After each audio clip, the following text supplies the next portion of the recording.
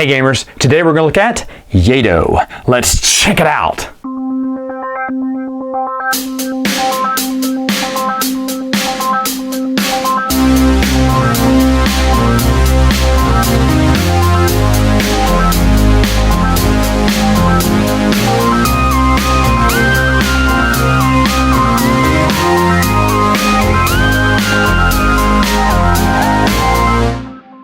Alright, so let's talk about setup for this game because there's a lot of setup here. First off, you have to shuffle this deck, these tiles, all four of those mission decks and this event card deck, and put them on the board in their respective places. You're going to put out some weapons here, 5 weapons at first. You're going to put, everyone's going to start here on the point tracker. This is like their victory points. I can't remember what it's called now. Prestige, I think. Everyone starts with 1. That 1 is in red there, so everyone starts there. You'll have a player order and bid track here, and then everyone's going to start the game with 12 coins of any denomination they want. Denominations come in 5, 3s, and 1s. They're going to start off with 2 little players or ninjas. And then they're also going to have their own little player board, which is really cool and very easy to understand. If for a 2 or 3 player game or 4 player game, you have these little things that kind of block over some of the areas here. Makes the game a little bit tighter when you're playing with less players. Now, another thing you need to do before you start is you see you have 2 of each other player out here. I had this set up for a 4-player game, so the other extra players, pawns they can get are over in that area there. Of course, you have your buildings here, your guishes here, and you'll have a building for each player in the game. No player can get more than 1 of each building. Now, first thing you're going to want to do is decide which kind of guard is going to march around this area here. Either he's going to march clockwise or counterclockwise, depending on what color he is. And what you do is you're going to flip this little cardboard coin, blue or red. So you flip it and whatever it lands on, so it's blue. Yay! Okay, so it's going to be a blue guard. They always start here on the gate area here. Whoops, that's red. Blue, and blue's going to go around this way. If it was red, then red would go around this way. So you're going to use one or the other, and that coin is going to help you decide which one it is, or cardboard coin. There is also one of these in the area in the game too. These basically just block off certain sites or areas. There could be event cards that say, hey, no one can go to such and such area this round. So you'll just put this over here to remind everyone that is off limits there. So anyway, before you start, what you're going to do is each player is going to take 3 action cards, and they're going to look at them and they're going to choose one of them to keep. Then they'll put the other ones at the bottom of the deck. Then after that, starting with the last player, so in this case it'd be blue and moving up, each player is going to pick one of these little bonuses that they want. Do they want 3 coins and some in-game, what's it called, bonus cards, just give you in-game points? Do they want 3 coins and an action card that they already have one, but they can get a second one? Do they want 3 coins and a random weapon? That'd be nice. Or do they just want extra money? Or do they just want a blessing, which are really nice to have? So all of these are really nice to have. Once they get it, they get that reward, then they all flip it over. They each say the same thing. It is blackmail, and I'll explain what blackmail does later on. So the game in itself is very simple. First off, it gives you everything you should do right here, and it's so simple to do. Now this is all the prep phase, which I'll come back to later because we're on the first round here. So it starts off in the bidding phase. In the bidding phase, in a 2-player game, the players are going to bid on colors. This is white, these are black, and that is red. But in a 3, 4, 5 player game, they're going to bid on a particular track. So they're going to go, hey, I want to start the bid off on this little area here. I want to bid on action cards here. Now, at the end of on the board here, it gives you what the starting bid should be. So let me kind of show you that. If you can see it there, it says 3. So that's what red would have to start the bidding as, 3. And then going around, everyone gets a chance once to bid that up, ending with this character here who gets to do a final bid there. Whoever gets the highest bid gets it, and then let's say it was red, then red would put his marker there showing that he had won one. You can only win one bid per round. So when that happens, if you see here, it says he can take 3 of these action cards and choose one. Same thing would be with the bonus cards. 3 bonus cards, choose one. Bonus cards are good to have, especially at the beginning. It kind of helps you determine what type of game you're going to play, because there are certain in-game points you can get in the game, and the bonus cards there will help you out with those. Now, on your board, if you see down here, it says you can only have a maximum of 2 bonus cards. If you get another one, there are ways to get rid of them. You can have a maximum of 3 action cards and a maximum of 4 weapons, if you see there. So let me go to weapons real quick. If you were to pick the weapons one, you take the top 3 weapon tiles and you'd pick one of them and then discard the other 2. Now, the cool thing about weapons is once you pick them, you keep them in your possession. You never get rid of them unless you have to trade them away, or you want to sell them to another player, but you always keep them. So mission cards require certain weapons that you don't have to discard. In the game, these items stay with you, but you can only keep 4 at one time. Now, the other 2 bidding areas right down here are for buildings and geishas, whatever. In this one, and this is so easy to forget, we forget it every single stinking time. Every time, the starting bid has to be a 5 on each one, but when you're bidding, whoever wins it, they also get 2 bonus prestige points. It says +2 on the side of the board. Every stinking time we forget about it. I tell people that, and then when we play the game, at the very end we go, wait a minute, weren't we supposed to get 2 points for that? It's like, oh yeah, you were. Whoops. Bidding runs the same too. You can get a building or a geisha. The geishas can help you out on certain missions. You can have on your player board, it shows that you can have a total of 3. I don't know why you would need 3 unless you're trying to get a bonus card that says have the most geishas at the end. At the most, you'd probably need about 2. But either way, you may want a 3rd one, who knows. And you can only get 1 blessing at a time. I'll show you that in a minute. But each one of those buildings, when placed on here, do something special on your player board. And I'll just kind of show you real quick. This one, I don't know any of these words here. It says, hey, when activated, you can discard 1 mission and draw a new mission card. Or when completing a mission, you can put a disciple here and it counts as a geisha. Sometimes certain missions require geishas. This one tells you the same thing, and then it says, hey, you put one on here, and a disciple on this block, when you have it filled, would count as a blessing. If you need a blessing to complete a mission, you don't have one. A dojo basically gives you 1 money, 1 mon, every round if you have a dojo. And this one, roughly, it lets you reduce the cost of anything in the market here by 3. And of course, they have other things you can do once it's activated, which you can discard something and get something in its place. It's very self-explanatory on the board, but they are really good to have. You want, of course, all 4, but they are very expensive to get too. So anyway, moving on to the next area. These are the mission cards and the ninjas here. I'm saying all this wrong here, I'm sure. But anyway, bidding starts at 3 here, and if you win one, you get to release one of your guys, and they go into your pool, and so you'll have more actions to take. Certain cards, certain missions require certain more amount of people to complete them, so you may eventually need, all 4, but this is a game where you can still win the game with only 2 pawns. Getting extra pawns is nice, but it's not always important to win. Now, these mission cards, these are easy, these are medium, these are hard, and these are darn near impossible. What you're going to do at the beginning of the game, everyone's going to take 4 cards, and the rules state you can take any type of 4 you want, but one of those 4 have to be either a red or a black. Let me just kind of show you what these do here. For instance, we look at this one here.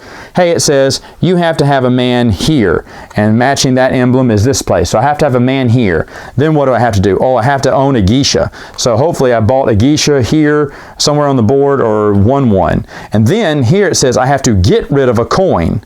And if I do all that, then I get 1 victory point, prestige, and 7 coins. Now, you can't take it out of the 7 coins. Say, well, I don't have any money, but I'll take it out. I'll just take it out of 6. No, you have to have a coin to get rid of in order to get the 7 coins. This is a bonus. If you have another man in this district here, and I'm going to back away from the board because I don't think you saw what I was showing you earlier. So, for instance, this area here is right here. So I had to have a man right here. And if I also have a man in the red light district, which is over here, I would also get a bonus of 5 coins. And there are always bonuses on these cards. Now, green cards usually don't give you that many prestige points, but they do give you money. Whereas yellow will probably give you more prestige, red will give you a lot more, and black will give you big ones if you can get it. This one gives you 3 prestige if you get it right, but you have to have all 4 of those weapons and be in that area. Woo! And if you have another guy in that area, holy cow, you get another 5 coins. So that's a really nice card, but you see it's a little bit more difficult to achieve. And that's kind of how it goes in there. So you can only have a total of 4 uncompleted missions. And again, your wonderful player board tells you that. Uncompleted missions, max 4. And then here's your completed missions. You just flip them up, face up, right over here. Once they're completed, hold them in your hand or put them face down if they're not completed. But anyway, if you go and bid there, you can get any one. You pick the top 3 cards of any one of these decks and pick the mission that you want if you win that one. So the game keeps going. Everyone will win or try to bid or try to win out one of these missions. Now, if they know at the very beginning, man, I do not want to bid on anything, because money at times, especially when you're starting off, can be super tight. What you can do instead is pass. If you choose to pass, you must pass before the bidding phase. Choose to pass. If you pass, you get 3 coin. You can't say, well, everyone got the bids I wanted, so I guess I'll pass now. No, you can pass but not get money. You have to pass before any of the bidding starts. It's very important. Now that we're done with the bidding phase, we then go to the event phase. And this one says, hey, add 3 new weapons to the market and reveal the top event. So what would happen in the game, let's say in a previous round, let's say these 2 got bought out and there were 3 weapons in there. So now we got to renew it with 3 more weapons. What you're going to do is you're going to take the top 2 cards, move everything back down and over, move those out, and add 3 more right here. There's always going to be 3 more cards from this pile. These would actually go in the discard pile. After we do all that, we then reveal the top event card. Events can be good or bad, depending on the element, and sometimes the bad events, they have an alternative of a way for you to avoid it. There is a promo I'm dealing with in the game. This promo, it has the church burning down. It's an event card that says the church burned down. If the church burns down, you're going to put that over the church. Oops, and I forgot. At the beginning of every round, the church should at least have 3 coin on it. Now, if the church already has 3 coin on it, then every round you will put 1 coin on it. Eventually, someone's going to steal from the church, and when someone steals from the church, shame on them, but the next round, they would start again with 3, and then build up by 1 each time until someone finally robs them, and someone will. This game encourages you to rob from churches. How awful! But hey, we're assassins, we don't care. All right, so anyway, that's the event phase. Next up, then we go to the assigning phase. In player order, 1 disciple at a time. So at the beginning, everyone has 2 disciples. And so they're going to randomly, starting with the start player, they're going to be putting these out, and they can, people can put them out in different rounds. I'm just putting it out wherever. And maybe I should just put these down here so you can see them a little bit better. So anyway, everyone's going to be doing this 1 at a time. And they're not getting the reward yet, they're just placing them out on there. Now, once everyone is assigned one, then it becomes the watch patrol. Now, this is where it gets interesting. You see, this watchman is going to move 1 space ahead. Now, if he catches anyone who's in this area, they're going to get busted. If you have 2 players, if you have 2 little meeples, then it's just going back to your board. If you have more than 2 meeples, you had 3 or 4, then any of those extras are going back into jail and you have to rebuy them out again later on. So you need to be careful. This is something a lot of people forget when assigning people out there, is they know the guard is going to come and get them next. I've seen players just forget that the guard is stepping up in their area. Now, there are ways to get rid of the guard. A lot of your action cards will help you manipulate guard movement or bribe them. And also, remember, each player starts off, when they get their reward card at the beginning, they start off with a blackmail card, and this blackmail card is worth 2 victory points at the end of the game, or 2 prestige if they don't play it. But if they want to, they can use their blackmail card and pay that guard to, you saw nothing, you see nothing, and he keeps walking by. So every player starts with a blackmail card. I think just because sometimes you just make a bonehead move and you forget that the guard is coming. Now, to be honest, if red played a blackmail, in this case, red would play a blackmail. He didn't see red, but yellow ain't paying up. So he's going to bust yellow back to that yellow player if that were to happen. So it doesn't help. Blackmail doesn't just turn him away from everyone there. It just gets him off your back, and then anyone else there is screwed. So anyway, after he has turned, he's going to arrest anybody or influence captures and everything. That's what it says down there. Then you go to the trader phase. Now this is really neat, because if there are more than one player in certain areas, and let me just put this here and here just for training purposes here. If there are two people in the merchant area, they could trade on their own. If they had any individual weapons and money, they could trade. They could buy weapons from each other or trade weapons from each other. And here in the little bar or whatever, what have you, you can trade anything. Geishas and cards, and it says anything. You can trade tavern cards, weapons, geishas, money, anything you want here, except for buildings, of course. Those are stationary. But you can trade, make a lot of different deals here. So trading is an element here in the game, and it is really cool, especially when you have 4 to 5 players, that you are going to get some trading as the game goes on. Really fun aspect to the game. Anyway, after the trading phase, then comes the action phase. And that means once, in player order, one disciple at a time, they're going to remove them and take an action. Now this is where things get interesting, so I'm going to squeeze on the board. I'm going to show you what each one of these actions do, starting with the gate. Now when they remove this, they can do one of 3 things here. They can look through the action card deck and stack them in any order that they want. Or they can come over here and they can buy another man for $7. Maybe they didn't win him for 3 or 4 or 5 when they were bidding, but they can buy him for 7 right here. High price, but they can get one. Or if they're running low on cash, which like I said at the beginning, you surely are, you can trade in 1 or 2 prestige points to get $3 to $5. Now everyone starts with 1 prestige, so they did that. So if you want to cash in to get some quick cash, you can. So that's the gate there. Now let's go over to the little bar area here. And this place, of course, this is one of those trading areas, but you can look through the top 3 cards in the weapons pile and then rearrange them in any order. There's a purpose to all this in a minute. Or you can buy a building outright for 11 coin. Woo, that is lots of money there, but sometimes you just need buildings. That's the way you can build it. You also go here just to trade. The next up is the harbor. The harbor lets you do 3 different actions. You can look through the bonus card stack and stack those in an order that you would like. Next up, you can actually trade in money for prestige points. So 4 coins give you 1 point. 9 coins give you 3 victory points. That's really nice. If you're overflowing in coin, that may come in handy. Or you can just, like I said before, rob the church. They're right there at the harbor. Next up is the red light district. As you see, there's a very limited number of spaces there, and even less when you have less players. There's going to be sometimes 1 space open on the red light district. Very hard to get in here. But anyway, for 4 coin, you can buy an action card, which is why, remember earlier I showed you at the gate, you can rearrange your cards. So maybe one of your actions is to rearrange the action cards to make sure that when you go over here, and maybe red had a guy here too, let's say, and when he pulled him off, now I can buy an action card, but I know what that action card is because I already manipulated the deck earlier. So that's why you want to manipulate the deck in a few of these things. Anyway, or if he didn't do that, he could also buy a geisha at either 8 coin or lose 2 prestige points to get 1. And remember, you can have a maximum of 3. Next up is the weapons area here. You can do a few things. You can buy any one of these. These 2 cost 6. These all cost 8.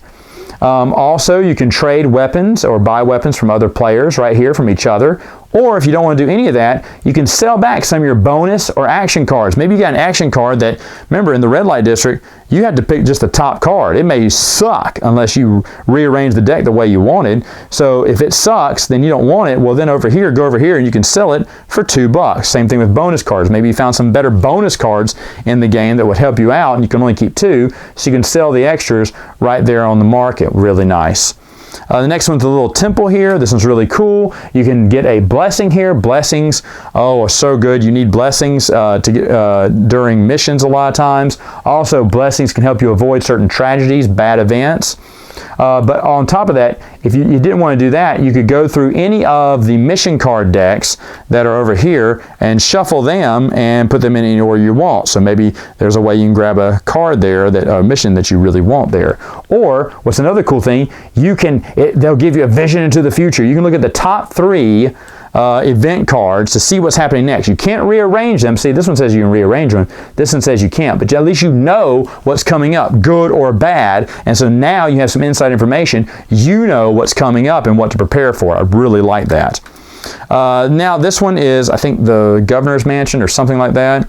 But anyway, in this area, in a 1, 2, 3 player game, players can go here to rearrange the player order. You know, next time red would go first, blue would go second, green would go third.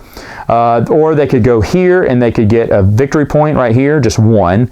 Or they could go here and they could get a mission card, the top mission card from any one of the decks. So again, that's why you want to go over here maybe, and maybe green was like, I'm going to look through yellow and select the good yellow one I need. Okay, so now that I'm over here, I'm going to remove this guy and I'm going to get that top yellow card that I shuffled and got the one I wanted. So it helps mitigate luck a little bit, and I really enjoy that a lot. So the other thing you can do, of course, in all these districts, is complete a mission.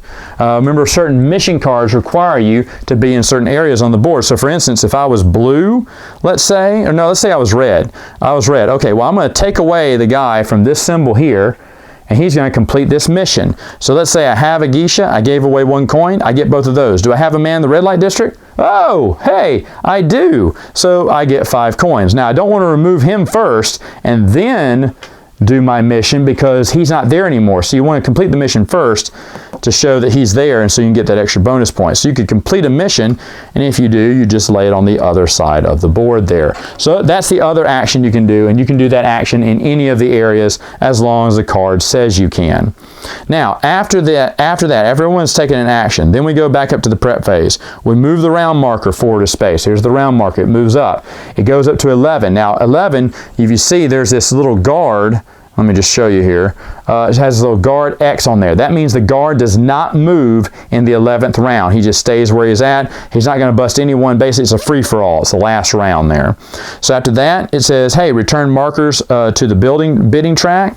So again, all of the markers of the people who won the last bids would be all over around here, and they would come back to the little area here to get ready for the next bidding phase. Then it says add money to the church. So there's 3 coins there. If there's already 3 coins, I would add 1, and it does tell me to do that. And then it says, hey, players with a dojo gain 1 money. So I ask if any players got that dojo card building, and then they get 1 money, and then you start all over again. So simple are these rules. This is a great game. Looks complicated, but it really isn't.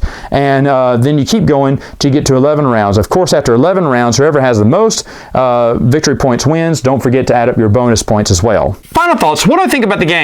Well, folks, I've seen this picture for the longest time, and every time I saw it, I was like, not for me. Nah, it doesn't look like it's for me. I looked at the board a few times like, nah, not for me.